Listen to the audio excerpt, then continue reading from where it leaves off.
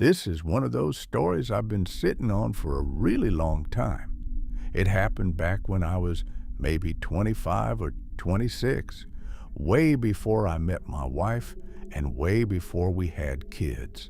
Welcome to Room 13, where every story hides a secret, a place where the unknown comes to life, and the eerie is all too real. Here, we uncover the chilling tales that lurk in the shadows. I was a completely different person back then. Not in a bad way, just in the sense that I had the kind of free time and risk tolerance that I genuinely can't relate to anymore. I used to do these solo backpacking trips a few times a year, usually somewhere in the Appalachian. I'd drive out to some remote trailhead, hike deep into the backcountry, way off the trail, and spend a few days completely off the grid. No cell service, no other people, nothing. I loved it. My friends thought I was insane, and honestly, I kind of was. This particular trip was in the Cherokee National Forest, and it changed how I see backpacking forever. I had been out there for 2 days, and everything had been going perfectly. The weather had been great, the trail was quiet, and I hadn't seen another person since the first morning. That changed pretty quickly, though. On the afternoon of the second day, I noticed dark storm clouds building up to the west.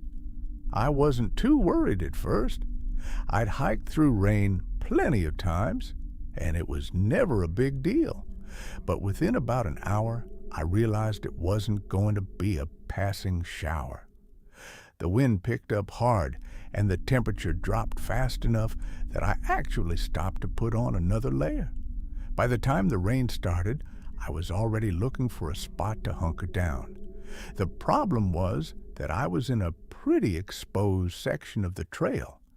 As I predicted, it wasn't a light rain.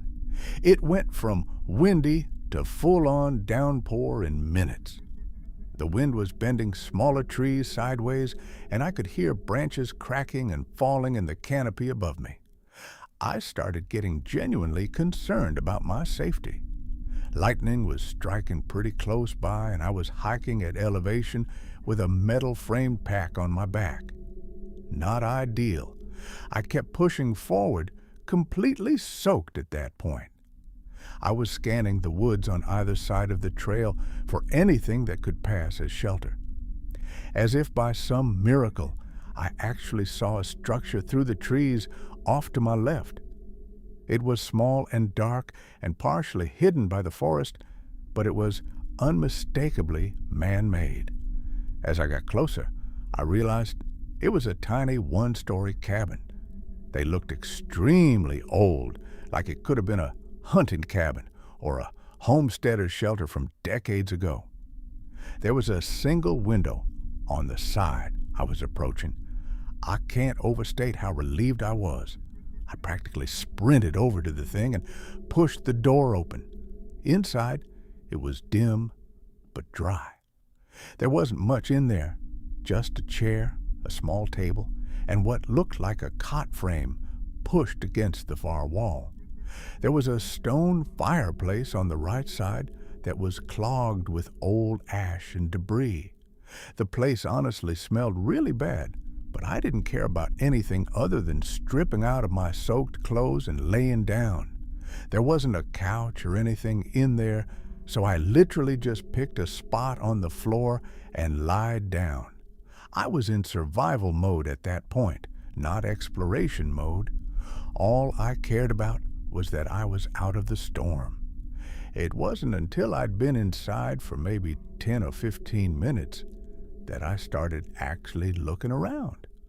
With the storm raging outside, there wasn't much else to do besides flick on a flashlight and snoop. So that's exactly what I did. There was more stuff in that cabin than I had initially realized. For starters, there was a sleeping bag rolled up in the corner near the cot frame. It didn't look ancient like the rest of the place, which confused me. There were also a couple of cans and water jugs on the table, which made me think someone had been using the place as a base camp of sorts. Maybe another backpacker or a hunter. It wasn't unusual to find stuff like that in remote cabins, but the more I looked around, the more things started bothering me. There were marks on the wall near the door. At first, I thought they were just damage from age or weather, but when I got closer to inspect them, I could see they were scratches. There were dozens of them, some shallow and some deeper. There was no pattern or order to the marks, at least not one I could see.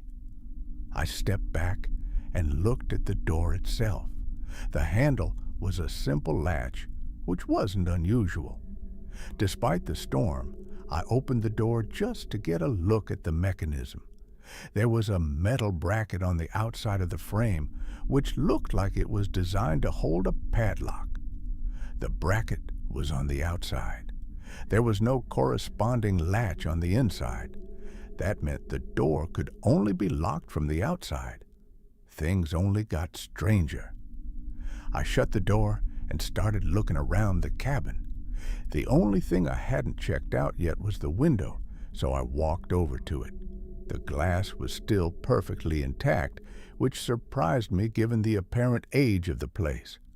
But then I noticed why. There were screws drilled into the window frame, one in each corner, securing it shut. Those had also been driven in from outside. And around the edges of the frame on the inside, there were more scratches, deep ones. These were unmistakable. They honestly looked like someone had tried to pry the window open with their bare hands. All of it hit me at once. Someone had been kept in this cabin, trapped, as in kept against their will. I should have left right then, and I did consider that, but there was a good part of me that felt like whatever had gone on in that cabin was well in the past. Everything in the cabin looked really old. Even the sleeping bag, which did look on the newer side, admittedly, was rigid and dusty. Plus, the last thing I wanted to do was go back out in that storm again. So, I stayed. I'm not sure how much time passed. Maybe an hour, maybe more. The storm wasn't letting up at all. If anything, it had gotten worse. The rain on the roof was so loud that it was hard to hear much of anything else. That's probably why it took me so long to notice the other sound. I picked up on the scratching or scraping noises from outside somewhere along the left wall of the cabin. At first, I thought it was a branch, but I couldn't remember if there had been branches low enough to even touch the exterior of the cabin. As I was thinking about it, I heard two heavy thumps on the porch. They honestly didn't sound like storm sounds. This time, I stood up. I did that thing where you freeze in place and try to focus by staring at a random spot on the wall. I was trying to listen, but if someone was moving out there, it would have been impossible to hear over the storm. I started getting paranoid that those sounds I heard were just a few of many, and that the rest had been drowned out by the rain. My eyes drifted over to the window. I couldn't bring myself to look through it. If someone really was out there, they'd probably be looking through it. I stayed in that position for what felt like forever. After a while, I started to relax a bit, thinking I had just been hearing the storm, or at the very worst, an animal poking around the cabin. I was almost ready to forget about everything when I heard something that sent me over the edge. Pressure on the door like someone was leaning their full weight against it from the other side. The wood creaked and the latch rattled once before the pressure released. My heart rate instantly shot back up, and that's when something clicked. Why would someone be outside in a storm like this, circling the cabin, tapping on the walls without just coming in? The door wasn't locked. Nothing was stopping them. And then I thought about what I'd found inside the cabin, and it occurred to me that maybe whoever was out there didn't want to come inside. Maybe they wanted me to stay inside. Maybe the whole point was to keep me in there. I don't know if that was the right conclusion or if my mind was just spiraling, but I decided I was leaving right then. I didn't care about the storm. I started moving things into my backpack as fast as I could. I had this sickening feeling that something really bad was about to happen, and I was right. The next few moments were a blur. I was maybe 30 seconds from walking out the door when I heard the sound of glass shattering behind me. I spun around just in time to see something come through the window, and that was all I could see before the whole room erupted in flames. The flames spread so fast that I couldn't even process what was happening. One second, I was standing in a dark room, and the next second, the walls were on fire. The heat hit me like a physical wall, and the door wouldn't budge. It was jammed from the outside. I slammed into it with all my might, and it gave. It collapsed off its hinges, and me with it. I scrambled to get back on my feet, and I just ran. I couldn't even see. I was just running wildly through the woods and rain, trying to put as much distance between myself and that cabin. But before I could get a safe distance away, I felt something tackle me from behind, and I was back on the ground. There was a person on top of me, and suddenly I was fighting for my life. I clawed and kicked and screamed, but this guy wouldn't get off me.